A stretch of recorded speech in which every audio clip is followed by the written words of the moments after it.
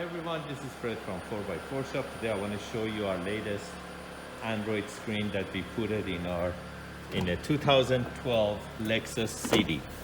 That it didn't come with the Android Auto and 10.25 inch screen with Apple CarPlay and Android based unit. So we replace it to this screen. So it retains all the factory functions, and also it retains the backup camera. Technically nothing is changed, and by touching the screen it goes to the Android side. That's the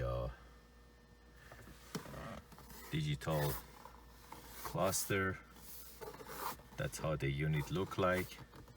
These are the apps that you can install on this Lexus CD. It's only one page, and the Z-Link is here for Apple CarPlay and Android Auto. We have a lot of videos to show you how to do Apple CarPlay and Android Auto in these units. I just want to show you that the unit works perfectly fine on a Lexus CD.